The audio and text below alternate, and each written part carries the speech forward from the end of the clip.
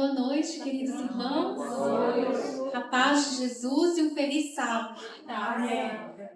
Estou muito feliz de estar aqui com vocês essa noite para estudarmos juntos e compreendermos melhor sobre a mente, né?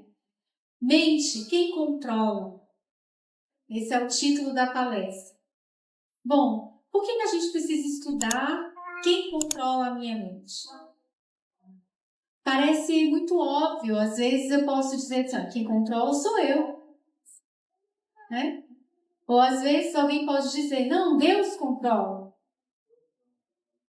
Ou então alguém pode ter dúvidas, não sei, quem controla? É tão importante que nós possamos entender quais são os aspectos da vida de uma pessoa que influenciam nas decisões que ela toma. Eu vou falar com vocês essa noite, tá bom? A altura da minha voz? Porque eu tenho a voz baixa, vou encostar o máximo possível aqui. É tão importante que nós estudemos alguns aspectos a respeito do funcionamento da nossa mente, para que a gente possa ter clareza de quem comanda a nossa vida, certo? Nós somos cristãos, todos que estamos aqui. Tem alguém aqui que não é cristão? Então, todos somos cristãos. Todos cremos em Deus. Por isso somos chamados cristãos. Temos a fé em Jesus. Então, um primeiro aspecto que influencia no domínio da sua mente é a sua visão a respeito de Deus. O que Deus pensa de você. Sabia disso? Se você tem uma visão distorcida do que Deus pensa sobre você, do que Deus pensa sobre o ser humano, a sua mente caminha por caminhos errados, estranhos, e você perde o controle. Por que existe descontrole mental? Aonde que eu vejo descontrole mental?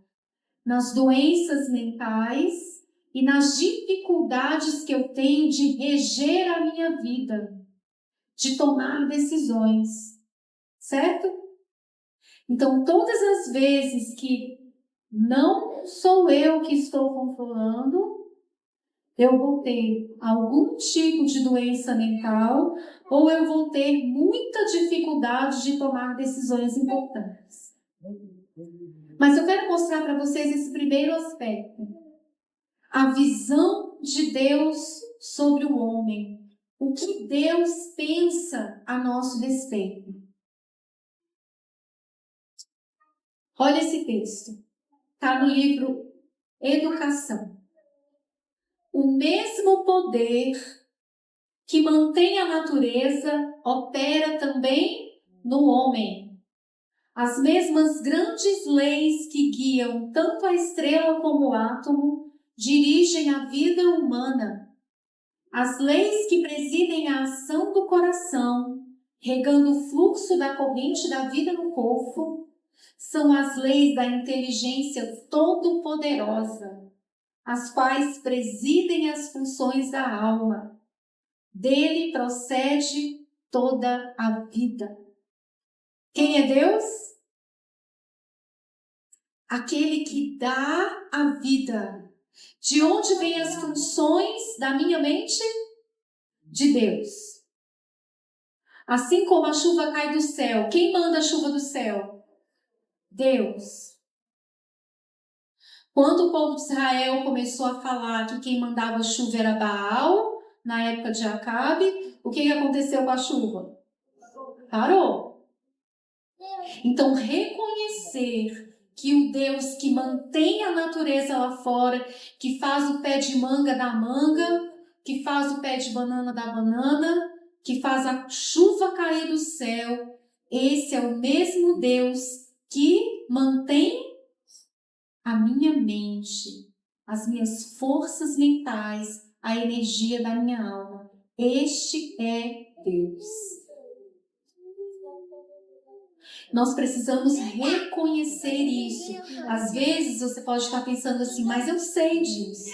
Mas é necessário que a gente reconheça que esse poder vital, de acordo com o que está escrito no texto, são as leis da inteligência todo-poderosa, as quais presidem as funções da alma. Deus. Reconhecer esse poder, reconhecer que Ele rege, que Deus seja louvado. Amém. Continuando o texto. Unicamente em harmonia com Ele. Agora, olha a chave aqui. Unicamente em harmonia com Ele poderá ser achada a verdadeira esfera daquelas funções, das funções mentais, tá? Para todas as coisas de sua criação, a condição é a mesma. Uma vida que se mantém pela recepção da vida de Deus. Vou repetir, prestem atenção nisso. Uma vida que se mantém pela recepção da vida de Deus. Uma vida exercida de acordo com a vontade do Criador. Transgredir sua lei física, mental ou moral corresponde a colocar-se o transgressor fora da harmonia do universo ou introduzir discórdia, anarquia e ruína. Livro Educação, página 99. O que disse aqui? Que nós, além de reconhecermos que todo o poder para o funcionamento da minha mente vem de Deus, eu preciso estar em harmonia com a vontade de Deus. Para que tudo saia bem, para que eu tenha saúde mental, eu preciso andar em harmonia com as leis imutáveis de Deus. Concordam comigo? Não é o que está escrito aqui? Sem harmonia com Deus vai acontecer o quê? Discórdia, anarquia e ruína mentais.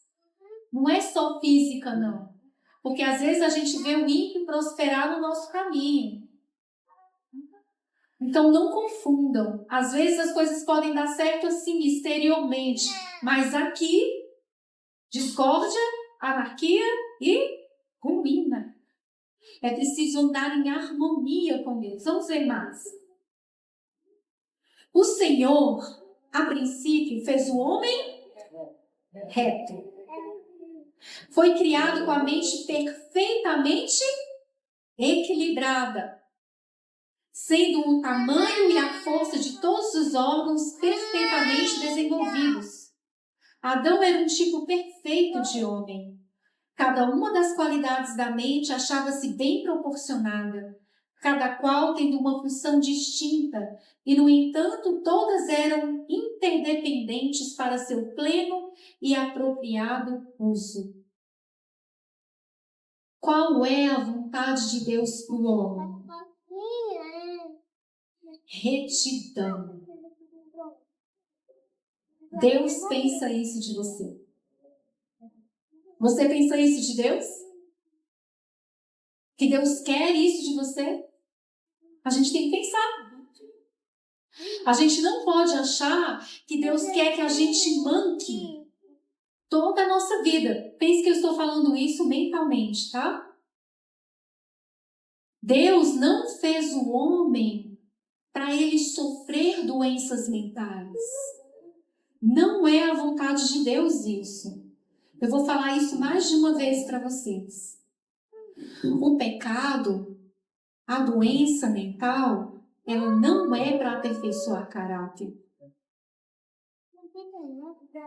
Deus, ele não usa o pecado para aperfeiçoar a minha vida. Não é verdade.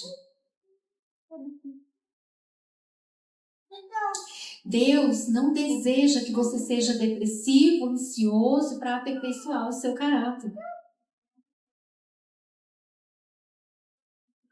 Eu vou falar isso de novo para vocês em algum outro momento. Pensem nisso. Deus, ele fez o homem reto, perfeito, e ele quer que o homem continue reto e perfeito, mas algo aconteceu. As coisas ficaram tortas na nossa mente. Nós precisamos ter de volta essa luz, o entendimento. Vamos ler outro texto. Sendo a lei do amor o fundamento do governo de Deus, a felicidade de todos os seres criados depende de sua perfeita harmonia com seus grandes princípios de justiça. Deus deseja de todas as suas criaturas serviço de amor, homenagem que brote de uma apreciação inteligente de seu caráter. Ele não tem prazer em uma submissão forçada e a todos confere vontade livre. Característica do governo de Deus: liberdade. Tá? Nós não somos forçados a amar a Deus para que possam prestar-lhe serviço voluntário. O grande conflito entre Cristo e Satanás, página 493. Deus, ele deseja que você o ame, que seja por amor, que seja de livre vontade. A característica principal do governo de Deus é a liberdade. Liberdade de pensamento, liberdade de escolha. Não existe na característica do caráter de Deus nada que force alguém a amá-lo. Não existe. Satanás é que força. O que ele faz na Inquisição? Se você não dobra os joelhos a mim, eu te mato, eu te queimo, eu te persigo. Essa é a característica do caráter do inimigo de Deus. Que Jesus disse, eu não tenho nada com ele. Mas o governo de Deus é de amor. Se você não amar, e preste atenção, de todo o coração, não é amor. Não é amor. Pode ser interesse, mas não é amor. Nós precisamos entender que nós somos livres para amar a Deus ou não. E Deus nos ama? Ama ou não ama? Ele é livre para nos amar? Você faz alguma coisa para que você force a Deus a te amar? Você persuade a Deus para que Ele te ame? Não. Nós não temos nada para oferecer ao Senhor e mesmo assim Ele nos ama. E Ele escolheu nos amar. Lá no Getsemane, Jesus escolheu morrer por nós. Ele não precisava, mas Ele fez. Agora, o que aconteceu conosco? Eu já falei isso uma vez com vocês. Eu acho que a maioria já ouviu isso. Mas eu vou repetir rapidamente isso. O que foi que aconteceu com a mente do homem? O que foi que nós paramos de ser retos? Paramos de estar em harmonia com a vontade de Deus porque Adão tinha essa harmonia? Por que agora a gente discorda de Deus? Imagina! Por que agora Deus fala e eu falo, mas tem certeza, Senhor? Eu não gosto disso. Por que a gente fala eu não gosto disso quando Deus nos pede as coisas? O que aconteceu conosco? O que aconteceu com a nossa mente? Houve uma inversão. Houve uma inversão. Vou dizer rapidamente para vocês. Quais são as faculdades do homem? Vamos diretamente agora nessa engrenagem. Eu vou falar muito rápido, mas eu queria que vocês entendessem. Caso vocês queiram ouvir isso mais minuciosamente, no YouTube eu tenho uma palestra que fala bem minuciosamente sobre esses aspectos do funcionamento mental, tá? Mas eu vou falar mais rapidamente, Mas vocês vão entender. A nossa mente funciona assim. Nós temos um banco de memória que armazena as nossas informações, certo? Temos também faculdades inferiores e superiores. As inferiores são apetites e paixões. E as superiores são a consciência, a razão e o juízo. Essas faculdades da mente, elas se desenvolvem aqui, no lobo frontal do nosso cérebro, no lugar aonde nós tomamos decisões, tá? O homem perfeito, ele tinha todas essas partes das faculdades mentais. Até mesmo os apetites e as paixões. Eles não são ruins, eles são bons. Só que eles precisam estar sob o controle das faculdades superiores. Então, quem controla os meus apetites e paixões? A minha consciência, a minha razão e o meu juízo. Portanto, se eu preciso controlar alguma paixão baixa, uma raiva, ódio ou paixões sexuais, quaisquer que sejam elas, eu preciso que elas sejam submetidas ao meu entendimento, à minha razão, àquilo que eu acredito como certo e errado, para que a minha decisão vá na direção certa.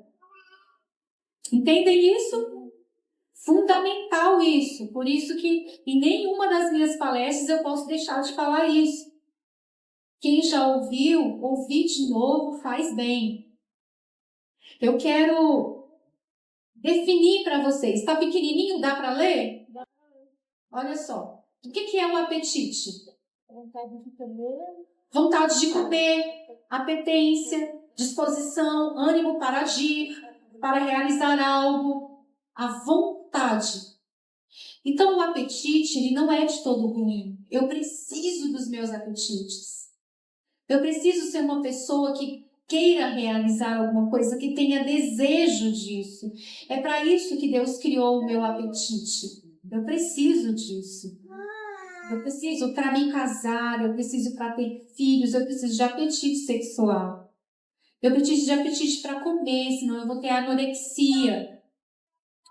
Vou ter outros tipos de doenças relacionadas à alimentação. Tanto a obesidade, se eu tiver apetite demais, exacerbado, né? Mas eu preciso do apetite.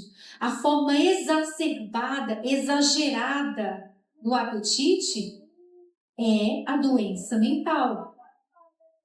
Tudo começa na mente, tá? Vamos lá, o que é paixão?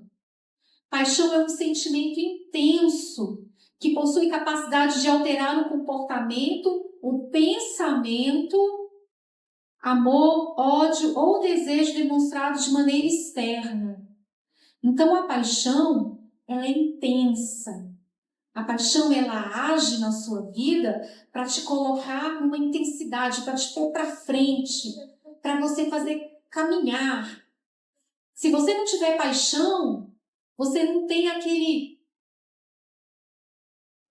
boom para frente. Você não vai.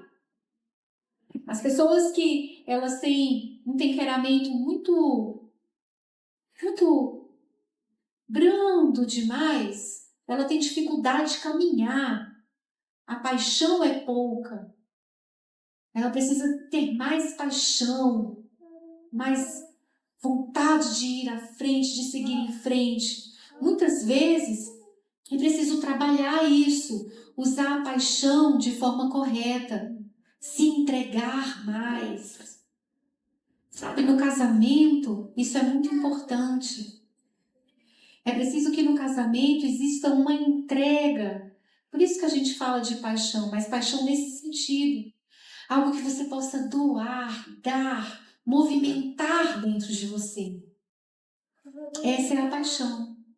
Se não tivesse a paixão, a mãe, quando ela ganhava o nenenzinho, ela largaria o bebê lá chorando e ia dormir, porque ela está cansada. Mas ela não faz isso. Por causa da paixão, ela fica ao lado daquele bebê, aconteça o que acontecer. Se não houvesse paixão, não teria isso. Por isso que a gente fala a paixão de Cristo, né? Por quê? Porque Cristo se deu. É algo profundo, intenso, que modifica o nosso comportamento. E a consciência? A consciência, perdão, antes da consciência, qual é a forma exacerbada da paixão? A concupiscência da carne? Quais são as doenças mentais relacionadas à paixão? O ciúme, o ódio, tá? As manifestações das disfunções sexuais, é uma forma exagerada da paixão, um descontrole da paixão, tá? E é isso que a gente vê no mundo.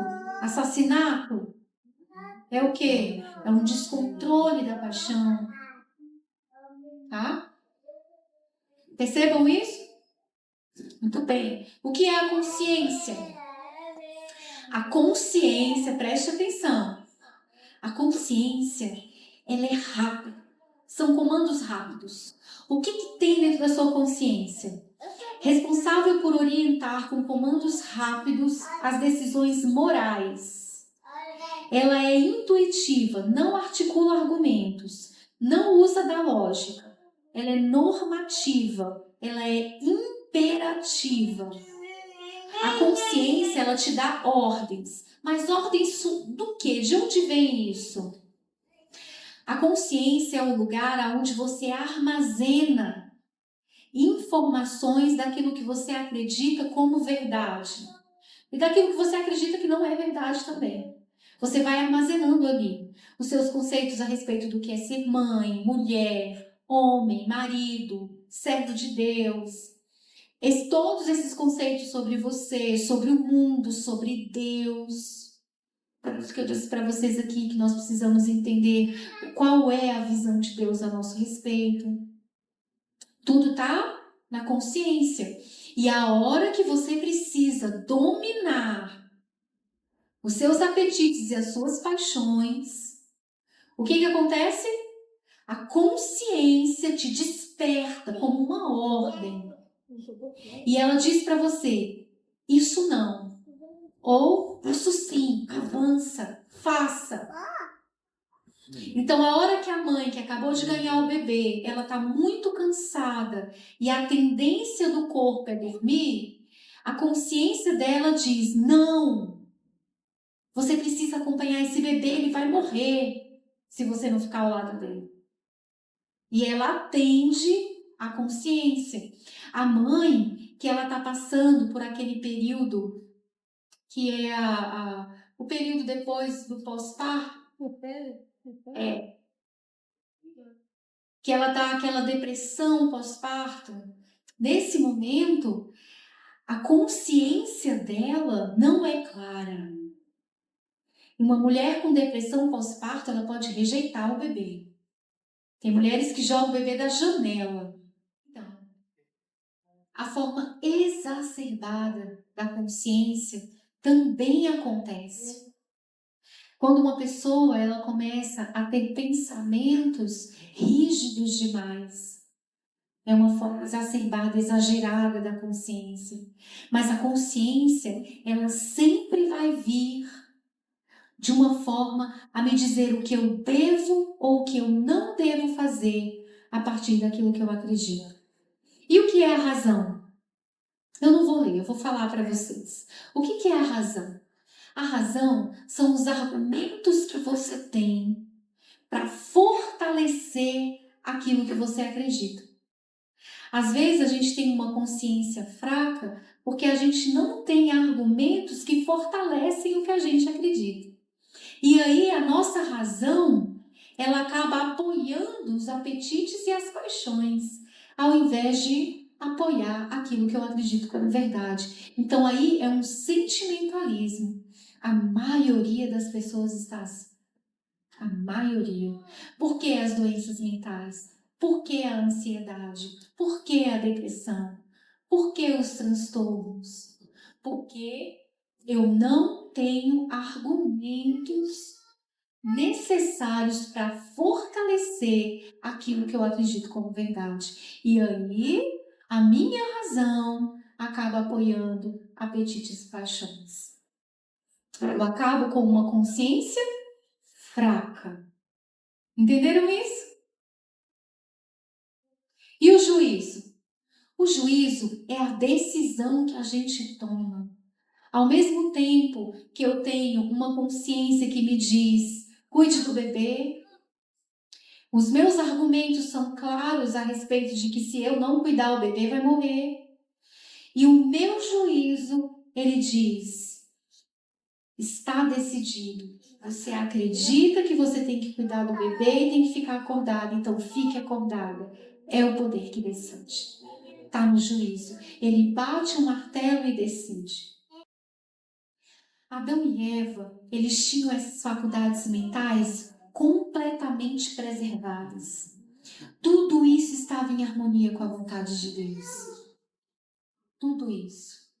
Agora, a partir do momento que eles perderam o controle sobre as decisões deles, a partir do momento que eles pararam de crer que Deus era o provedor da sabedoria, a partir do momento que Eva deu entrada ao engano na mente dela, então todas essas faculdades mentais foram distorcidas,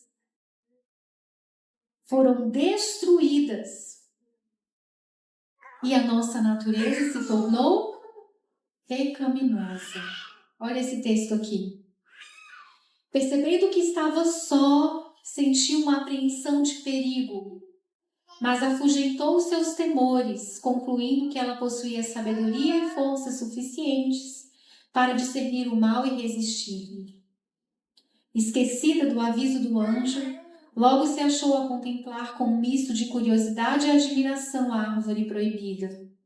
O fruto era muito belo e ela perguntava a si mesma por que seria que Deus os privara do mesmo. Era então a oportunidade do tentador. Esse foi o momento que houve uma inversão. Ao invés de harmonia, desarmonia. Ao invés de perfeição, confusão. Perceberam? Nesse momento, houve a inversão de uma natureza perfeita para uma natureza pecaminosa. Nós temos esse problema na carne. Olha esse texto aqui. Milhares existem hoje, repercutindo a mesma queixa revoltosa contra Deus. Não veem que o despojar o homem da liberdade de escolha seria privá-lo de sua prerrogativa de ser um ser inteligente e fazer dele mero autômato. Não é propósito de Deus coagir a vontade. O homem foi criado como ser moral livre. Deus nunca impediria Eva de escolher o que ela queria. Eu quero dizer para vocês assim, a natureza não é o nosso problema. O nosso problema é quando a gente vai escolher, decidir. A natureza, ela vai ser queimada no fogo. Nós não vamos levar para o céu. Mas o que a gente leva para o céu? Caráter. Só que aqui nesse mundo, a gente ainda padece por causa dessa natureza. É por causa dessa inversão. É porque a gente parou de contemplar e de ter harmonia com Deus. Esse é um dos motivos pelos quais nós perdemos o controle. Nós paramos de ter a visão correta do que Deus quer de nós. E nós paramos paramos de ter o controle sobre a nossa consciência, sobre aquilo que a gente acredita. A gente ouve voz demais e não sabe discernir a voz de Deus. É isso. Então aí eu tenho uma consciência fraca. Uma consciência que acredita em valores sociais, ao invés de acreditar em valores da palavra de Deus, do que Deus disse. Você sabe o que Deus quer de você como homem? Sabe? Você já foi pesquisar isso? Você sabe o que Deus quer de você como mãe e como mulher? Você já foi procurar a opinião de Deus sobre isso? Sobre qual comida você deve comer, qual a roupa você deve vestir, como você deve falar? Ou as suas ideias conscienciosas, elas estão fundamentadas nas opiniões da sociedade? É preciso que a gente reveja. Senão nós não temos controle. Não existe o controle de Deus sobre nós, porque não há harmonia. E Cristo está nos chamando. Eu não estou dizendo que Deus nos abandonou, tá? Porque todos nós aqui estamos neste caminho. Estamos buscando servir a Deus a cada dia. Não vamos nos desesperar. Sabe por quê? Porque ainda tem mais uma coisa para a gente raciocinar aqui. Além de que eu preciso rever a minha consciência por causa das minhas escolhas que eu tenho que fazer, eu ainda tenho um problema sério: a hereditariedade. A hereditariedade é um de outros motivos, é mais um, do porquê eu não tenho controle sobre a minha mente. Vocês já ouviram dizer assim? Já pensaram sobre si mesmos, né? Eu não sei por que eu faço isso. Eu não queria fazer. Eu não sei porque eu sempre faço isso. Por que eu repito isso? Por que eu gosto disso? Hereditariedade. Gente, a hereditariedade é uma coisa monstruosa. Eu tenho medo da hereditariedade. Ela tem coisas boas, mas tem muita coisa que você arrasta com você, geração após geração. E Deus disse que isso é uma regra. Ninguém foge disso. E a hereditariedade é um dos motivos pelos quais muitas vezes nós não conseguimos tomar decisões corretas e reger a minha mente. Porque eu digo para vocês, reger a sua mente, manter o domínio sobre a sua consciência, razão e juízo e sobre os seus apetites e paixões é uma responsabilidade sua. Eu já vou respondendo a pergunta: quem controla? Eu controlo. Mas a hereditariedade se torna um monstro na minha vida. Sabe por quê? Olha esse texto aqui. O que são os pais, em grande parte hão de ser os filhos. As condições físicas dos pais, suas disposições e apetites, suas tendências morais e mentais são em maior ou menor grau reproduzidas em seus filhos. Tem outro texto que eu não coloquei aqui, senão ia ficar gigante, né? Mas está escrito assim, em regra. Tem vários textos dela que dizem, isso é uma regra. O que são os pais hão de ser os filhos. E eu vou dizer para vocês, não é culpando os pais, porque muitos pais não tiveram luz. Não é jogando toda a responsabilidade dos pais, mas existe uma responsabilidade aí. No que eu erro, meu filho vai errar. Eu vim de uma família tradicional mineira. E o mineiro de Paracatu. Ele sempre tem a mesa posta. O dia todo.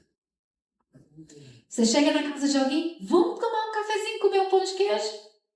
Senta lá e toma um cafezinho e come um pão de queijo. Se você visitar outra pessoa, você toma outro cafezinho e come um pão de queijo. E come um queijo e toma um leite. É assim o dia todo.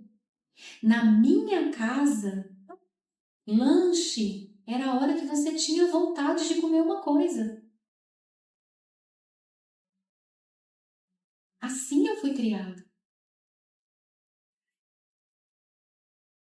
Na minha casa, a térmica de café, tanto para crianças como para adultos, estava na mesa sempre cheia, não podia faltar café. Eu fui criada assim. Então, vocês podem imaginar o meu controle sobre o apetite. Não tinha nenhum controle. Come quando você quiser. Não existe controle. Quando nós recebemos a mensagem adventista, a mensagem de saúde, que duro foi aquilo. Que luta. Por quê? Porque eu aprendi a não controlar o meu apetite. É um aprendizado. Hereditariedade. O que é hereditariedade? Tudo que eu aprendo com o meu pai e com a minha mãe, eu vou repetir em maior ou menor grau. Olha esse. A moléstia nunca vem sem causa. O caminho é preparado e a doença convidada pela desconsideração com as leis de saúde.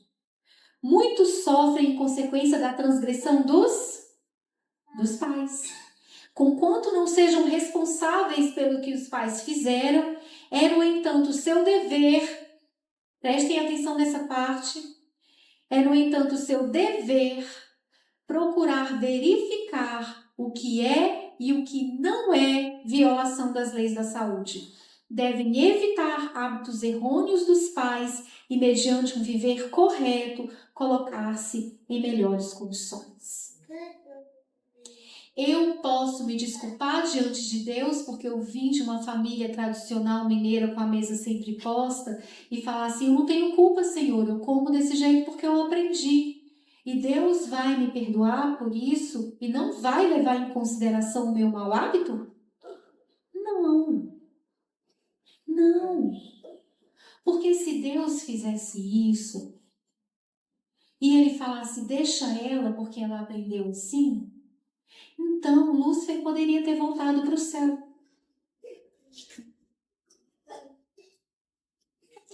Queridos, isso é sério. Isso é seríssimo.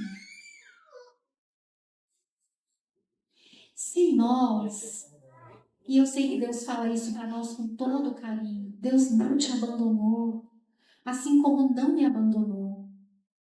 Mas Deus fala para nós hoje que para nós mantermos o controle da mente, é preciso que a gente lance fora ideias, tradições, pensamentos, comportamentos hereditários que são a nossa ruína. É preciso que você faça uma retrospectiva, que você olhe para os seus pais com muita misericórdia e bondade, tá?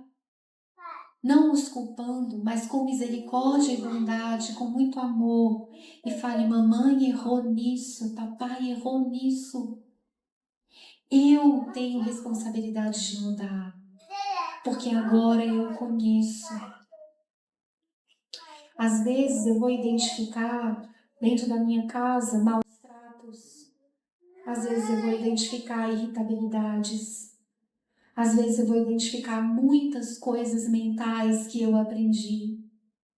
Às vezes eu não sei resolver problemas porque os meus pais não sabiam. Às vezes eu não aprendi a ser organizada porque os meus pais não eram. Às vezes eu não aprendi a trabalhar porque os meus pais não trabalharam. E às vezes eu nem pai tive. Aprendi com a vida. Que vida! Deus ele leva em consideração o nosso passado. Ele não te abandonou a esse passado. Ele disse que nós devemos olhar e corrigir, e pensar, e ir atrás da resposta certa para colocar no lugar da errada. Tá bom?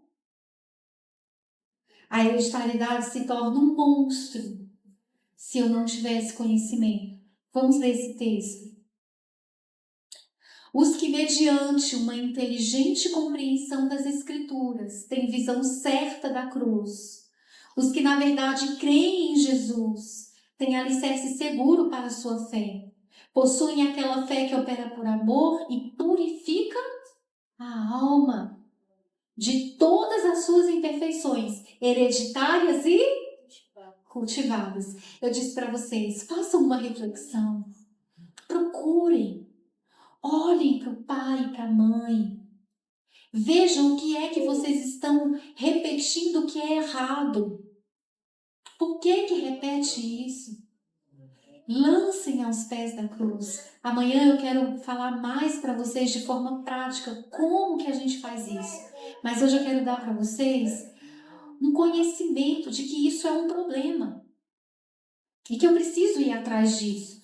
Mas olhem esse texto aqui. Quando eu falo do passado, quando eu falo em observar coisas do passado, eu tenho que falar, mas tendo este conhecimento que nós vamos ler aqui, ó.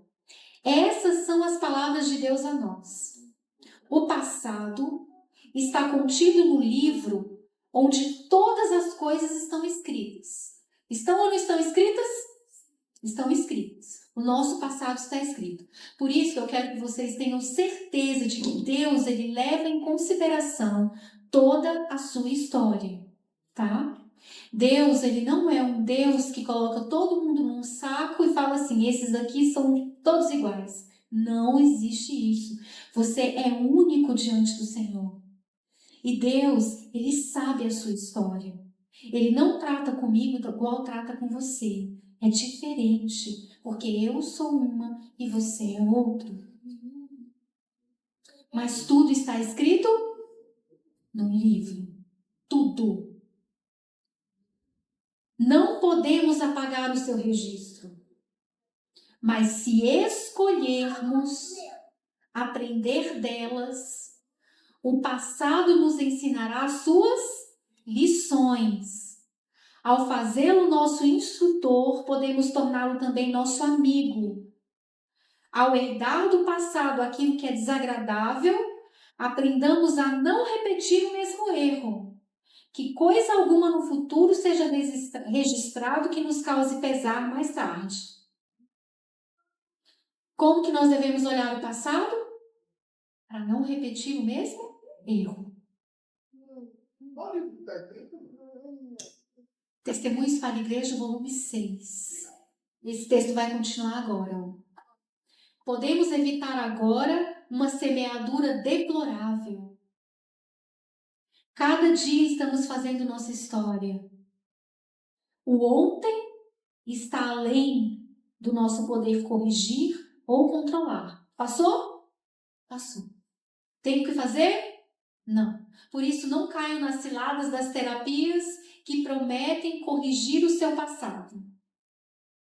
Não caiam nessa cilada. Não é bíblico. Não está no espírito de profecia. É uma cilada. Satanás que inventou isso. De que a gente pode corrigir o passado, pode fazer regressão, pode resolver traumas voltando no passado. Não existe isso. O passado é para você lembrar dele e fazer diferente hoje. Hoje. O evangelho é do hoje, tá?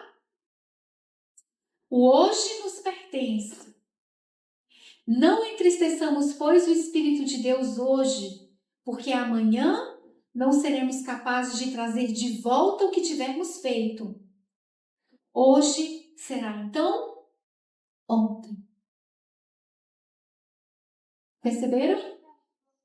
O que eu tenho que fazer hoje?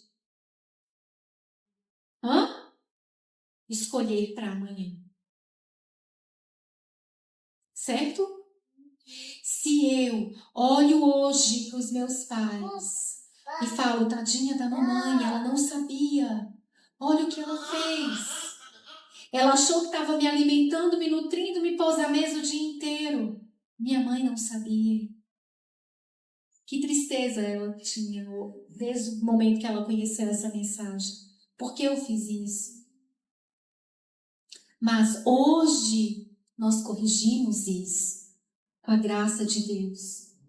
A mensagem chegou hoje para nós. Existe uma correção para a nossa saúde física, mental e espiritual, para a glória de Deus. E quantas outras coisas tiveram que ser corrigidas?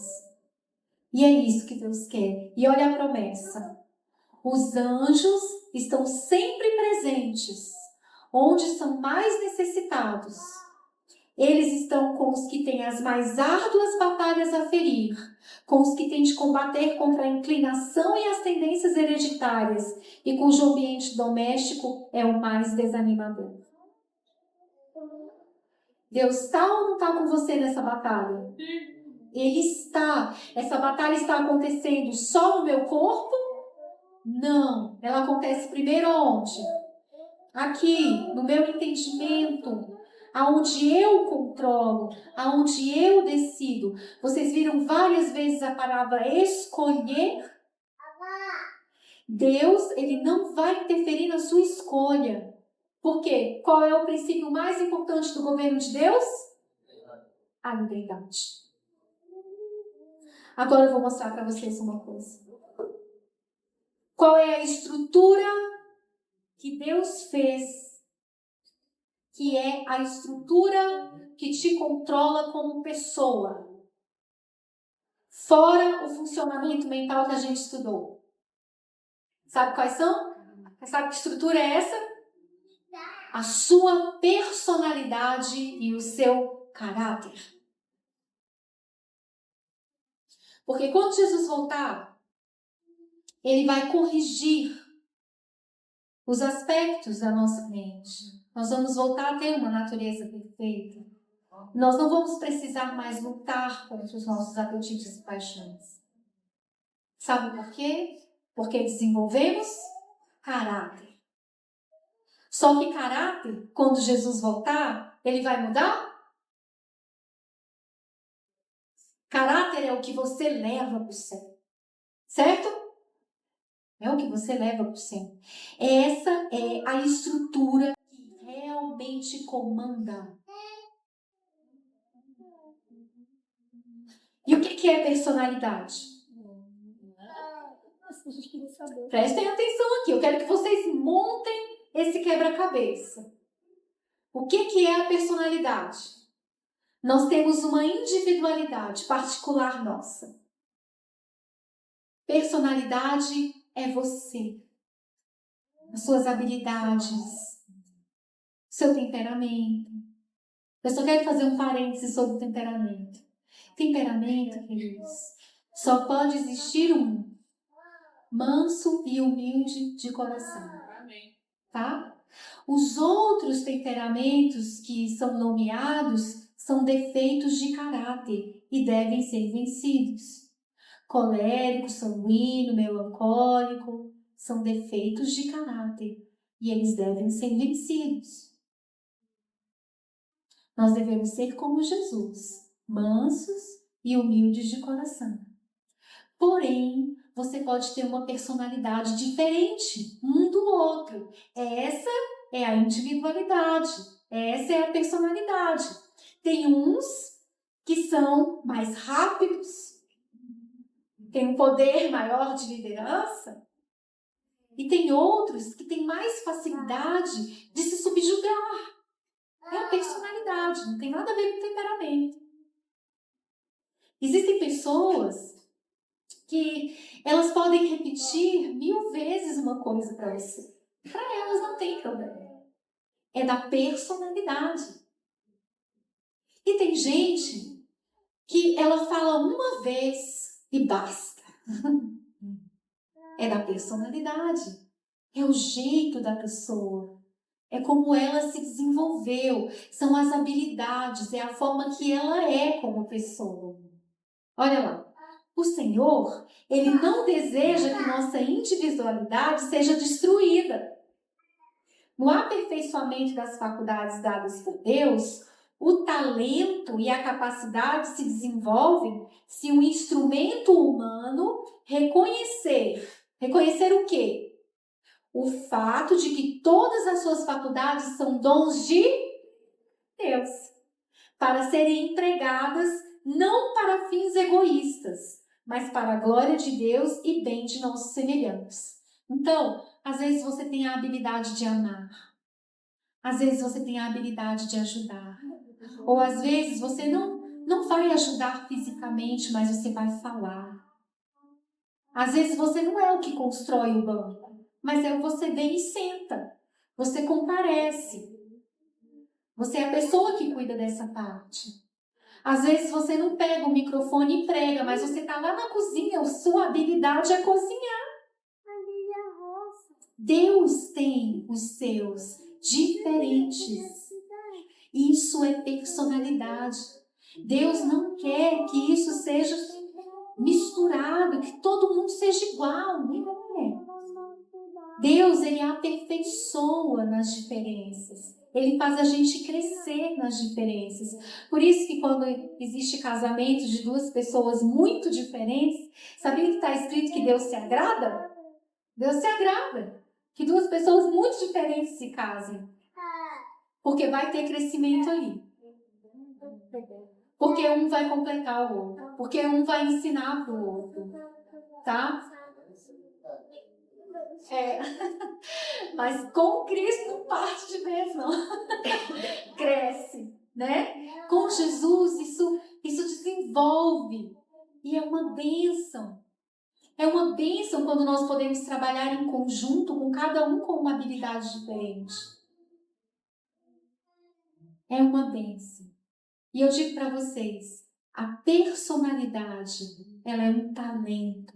Elas são vários talentos. Lembra da parábola do talento? A parábola dos talentos está falando de personalidade. Você recebe uma oportunidade e você desenvolve ou não esse talento, essa oportunidade. E aí, o que você tem feito com seus talentos? O que você tem feito com as suas capacidades? Você está desenvolvendo aquilo que você é bom? Você está tentando aperfeiçoar aquilo que você não é bom? Essa é a sua personalidade. Esse mecanismo da individualidade, ele é a estrutura importante do controle da sua mente. Porque eu vou falar para vocês uma coisa. Se você não se desenvolve como pessoa, você para. E se você parar, quem controla você? Satanás. Esse mundo. Porque aí, o que vai acontecer com você? Você é movido pelo vento. Eu não sei quantos de vocês já leram aquele livro, e eu recomendo, porque o Sr. White também recomendou, O Peregrino, do John Bunyan. Recomendo para vocês. O Sr. White disse que John Bunyan respirava a própria atmosfera do céu quando escreveu aquele livro. Lá tem uma figura de um homem que ilustra isso que nós estamos falando. O homem do rastelo. Vocês já lembram desse personagem? O homem do rastelo é um homem que é um velho, encurvado, e que com o rastelo ele rastela lixo. Lixo. Só que acima dele tem um anjo. Ele não olha para o anjo. Mas tem um anjo com uma coroa imarcessível de glória. E fica oferecendo para ele. Mas ele não vê o anjo. Ele fica rastelando o lixo. E aí no livro, o peregrino, que é o cristão, ele é mostrado para ele essa situação. E é mostrado para ele da seguinte forma. Você está vendo aquele homem? Ele não desenvolve nada. ele não valoriza o que ele é. Ele não aproveita o que Deus tem para ele. Ele só quer um lixo. Só o que não presta é o que ele traz para ele. Percebem isso?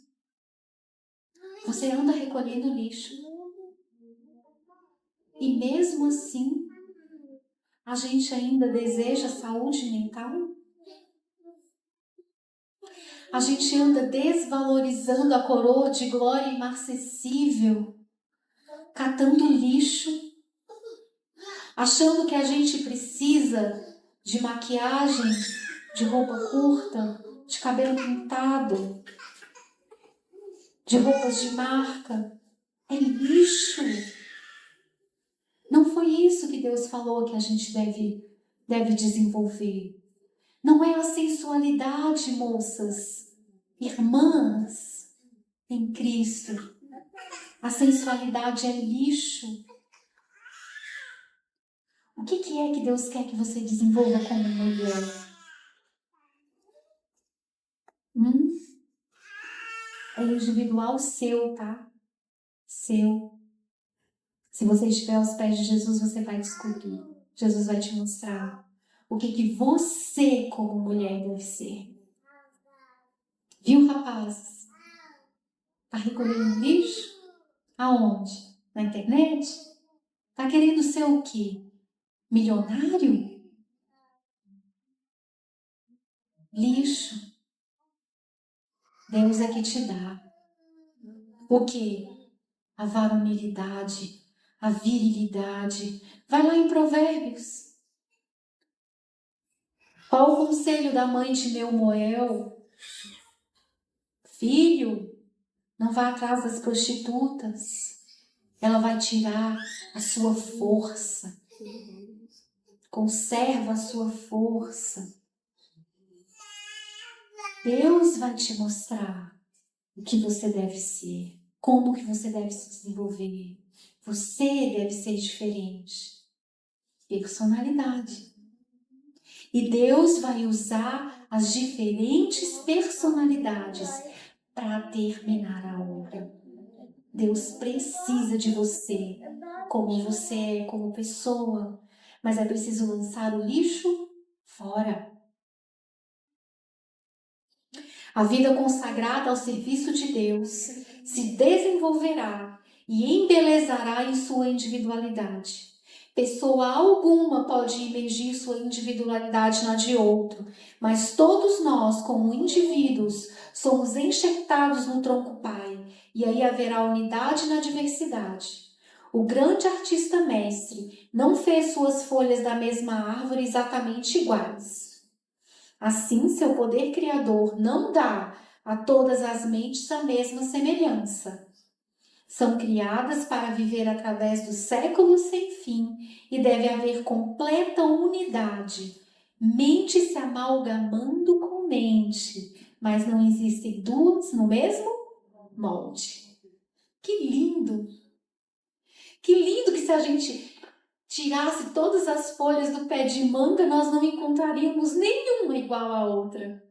Nenhuma! Vocês podem tirar as mangas do pé e todas elas têm uma diferença pelo menos. Pelo menos. Não existe gente igual. Nenhum. E nós precisamos desenvolver essa individualidade. Isso faz parte do controle da sua mente. Mas não é só isso. A sua atitude, olha só.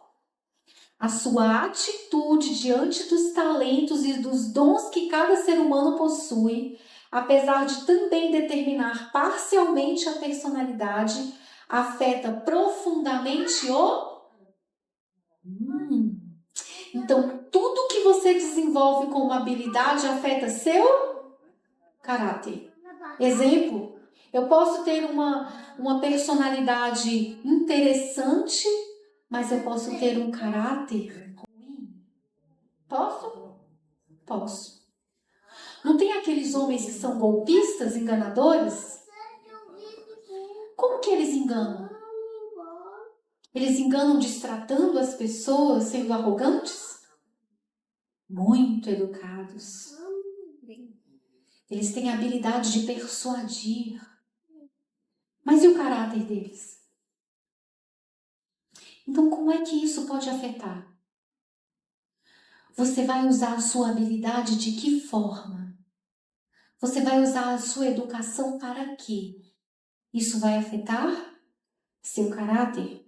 Então, o que é o caráter?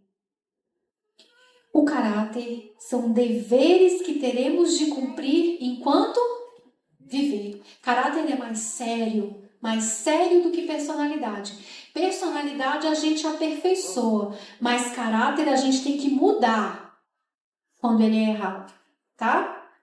Personalidade eu posso aperfeiçoar, mas caráter eu tenho que mudar, porque ele se forma, ou ele se forma bom, ou ele se forma ruim. É coisa séria, seríssima.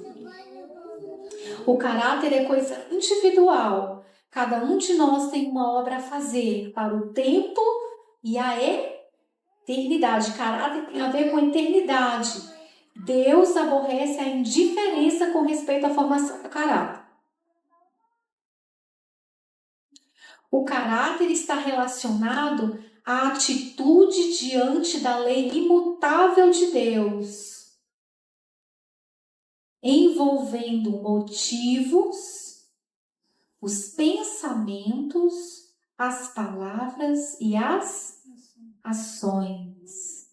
Então, o meu caráter tem a ver com os motivos pelos quais eu faço as coisas, tem a ver com os meus pensamentos, no que eu penso, tem a ver com aquilo que eu falo e com aquilo que eu faço, tá?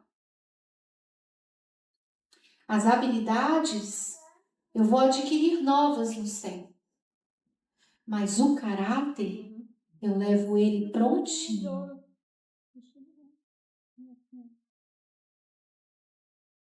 Viram? Caráter é coisa séria. Tudo que eu penso, tudo que eu falo, tudo que eu faço e quais os motivos pelos quais eu falo, faço e penso. Isso é caráter. O resto queima, tudo no fogo, mas o caráter sobe ou desce.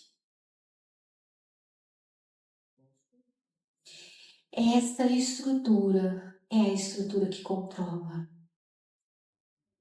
Em nome de Jesus, nós precisamos entender isso. Ou eu luto para estar em harmonia com Deus, como desde o princípio. Eu creio no sangue de Jesus derramado por mim na cruz do Calvário. E eu lanço fora o lixo e agarro a coroa inacessível de glória. Ou então, eu vou perecer.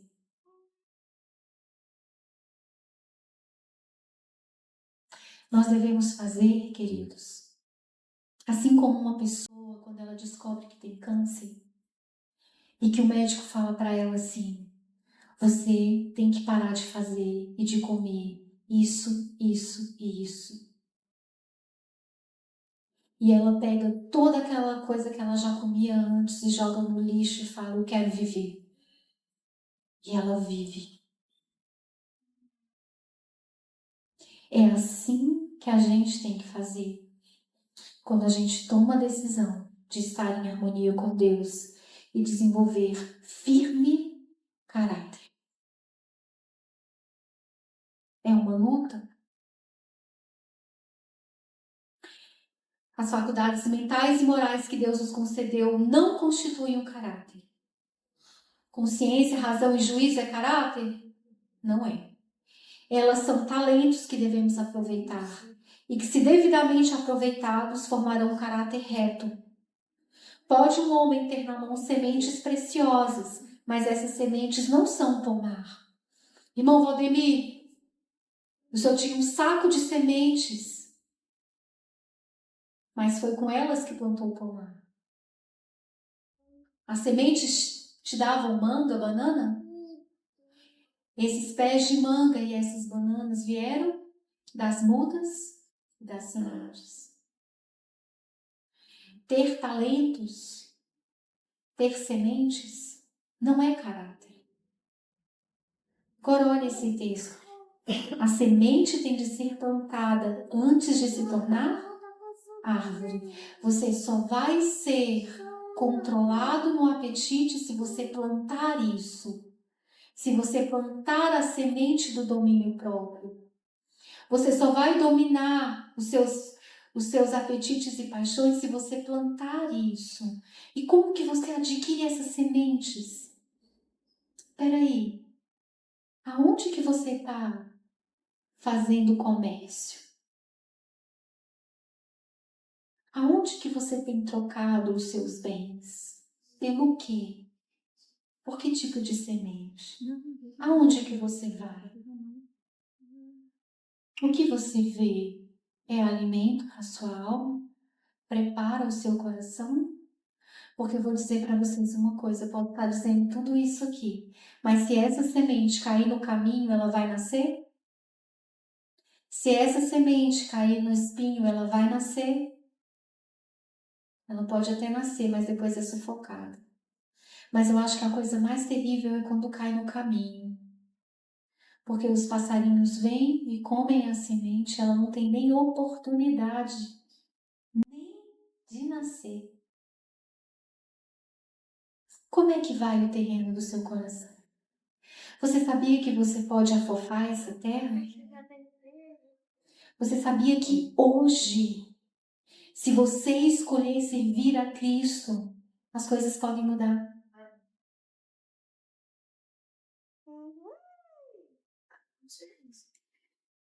A mente é o terreno. Viu? Quem controla, gente? Quem controla?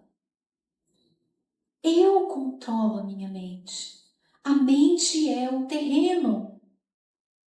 O caráter é o fruto. Eu planto. O que nascer do que eu plantei é o meu caráter. O que eu sou, hein? O que eu estou sendo? Alimento de quê? O que eu estou servindo nessa vida?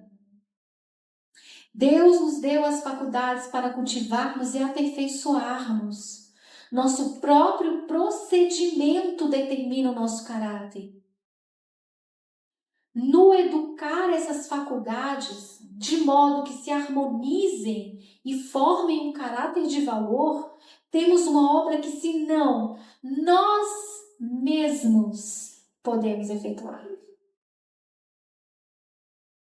Quem controla? Quem controla? Eu controlo. Eu escolho no que eu vou plantar a semente, em que lugar. Eu é que fiz o terreno do meu coração ficar do jeito que está. Portanto, o mesmo passo que eu dei para trás, eu não posso dar para frente? Posso. O sangue de Jesus está aí para isso. E o que eu estou construindo? Jovens, por favor, prestem atenção nesse texto.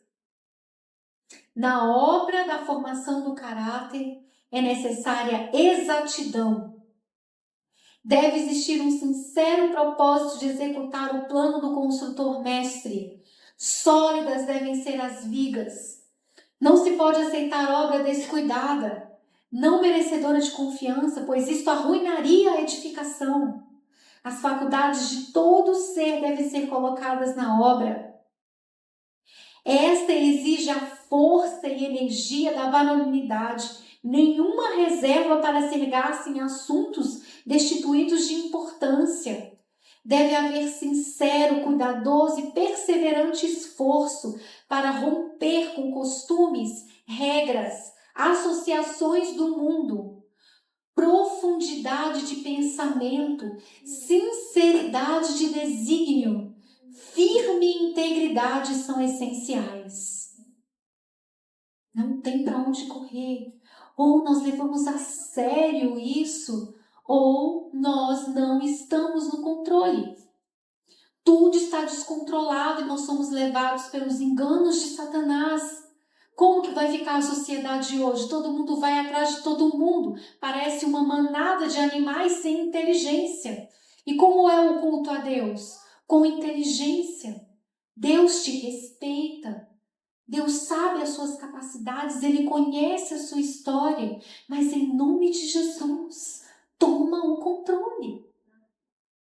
O controle daquilo que você vai fazer na sua vida. As suas associações, os seus costumes, aquilo que você deseja para você. Escolha. Porque a escolha é sua. Deus não vai te forçar. Ele não pode fazer isso por você. Não faz parte do caráter dele. Nós não somos mero autômatos. Somos seres pensantes que raciocinamos. E estamos construindo o quê? Ou não sabeis vós que o vosso corpo é templo do Espírito Santo que habita em vós, proveniente de Deus, e que não sois de vós mesmos? Opa! Eu controlo. Mas a partir do momento que eu escolho servir a Cristo, eu não sou mais de mim mesma. E também não sou mais eu. Cristo? Pronto. Perfeito. Essa é a perfeição. Porque fostes comprado por bom? Qual é o preço? O sangue do meu Salvador. O sangue do nosso Messias, Jesus Cristo. Ele me comprou das mais trevas que poderiam existir. Ele me tirou. Ele que me trouxe aqui. Ele me pôs aqui com vocês hoje. Foi Ele. Mas porque eu escolhi servi-lo.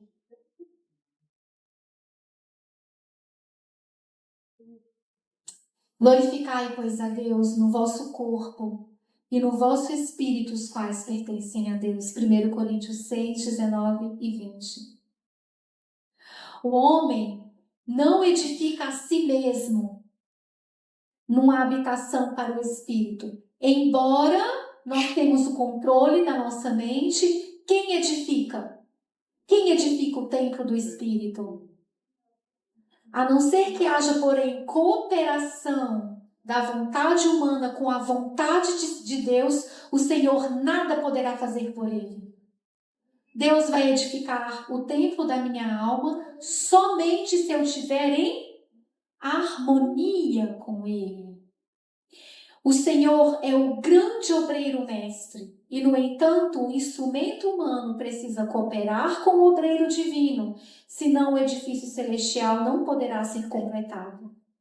Todo o poder é de Deus e toda a glória deve reverter para Deus. No entanto, toda a responsabilidade recai sobre o instrumento humano, pois Deus nada pode fazer sem a cooperação do homem. Deus quer fazer, quer ou não quer? Deus quer. Jesus morreu por quê? Por nada? Não. Ele morreu porque a gente tem jeito. Ele morreu porque é possível vencer. Ele morreu porque a palavra de Deus disse que Cristo em nós é a esperança da glória. E isso é possível. Vocês creem nessas promessas? Eu creio. Por isso que eu estou aqui hoje falando para vocês. Porque eu tenho certeza absoluta que Deus tem uma obra para fazer em cada coração aqui e também no meu. Eu falo para vocês aqui, não é porque eu não tenho nada para mudar, ou porque eu já tenha vencido tudo. Não. Eu falo para vocês aqui, porque eu experimento a salvação todos os dias da minha vida. E eu desejo que Cristo Jesus aperfeiçoe o meu coração, assim como o de vocês. E eu creio firmemente nessa promessa. Pois quem conheceu a mente do Senhor que o possa instruir? Nós, porém, temos a mente de Cristo. Queridos, isso é justificação pela fé. Ter a mente de Cristo. Isso, ter a mente de Cristo, não é educação unilateral, que desenvolve um caráter unilateral. O que é unilateral? De um lado só. Mas é revelado um caráter desenvolvido harmonicamente. Fraquezas que se têm manifestado num caráter vacilante e destituído de poder são vencidas. Pois a constante devoção e piedade levam o ser humano a tão íntima relação com Jesus Cristo que ele adquire a mente de Cristo. Ele é um com Cristo, tendo solidez e firmeza de princípios e clareza de percepção, que é aquela sabedoria que vem de Deus, o qual é a fonte de toda luz e entendimento. Esse texto retorna para o primeiro texto. Quem é a fonte? Quem é a fonte? Deus. Ele é a fonte. E se eu começo a me tornar íntima de Deus, e se eu começo a perceber que eu sou responsável por mim mesmo, e que Jesus, Ele está esperando para cumprir essas promessas na minha vida, eu vou ficar animada. E eu vou falar, eu tenho em Cristo. Eu tenho um Salvador, que quando eu der um passo, Ele dá junto comigo. Ele não me deixa. Vocês sabiam que isso é justificação pela fé? Jesus caminha ou não caminha com você? Caminha. Caminha mesmo. Ele está do seu lado, isso é verdade. Se você der um passo, Ele dá junto com você. Se você cair, Ele te levanta. Mas a palavra de Deus diz, filhinhos, uma coisa escrevo para que não pequeis. Se todavia pecardes, temos um advogado fiel e justo junto ao Pai, Jesus Cristo justo. E Ele é a propiciação pelos nossos pecados, e não só pelos nossos, mas pelos do mundo inteiro. Joga no lixo o que não presta. Olha para a coroa inacessível de glória em nome de Jesus, porque você é muito importante. Você não deve se perder. Você está aqui hoje porque Jesus te trouxe. E Ele te ama. E quando eu estava anotando cada texto desse, eu sabia que eu ia encontrar pessoas aqui a quem o Senhor ama profundamente. E eu entendi de Deus que Ele tem um carinho e um amor especial por vocês. E que tem pessoas aqui que Ele não quer perder de jeito nenhum. E que Ele deseja uma entrega completa de todo o seu coração. Por favor, joguem fora o que é lixo.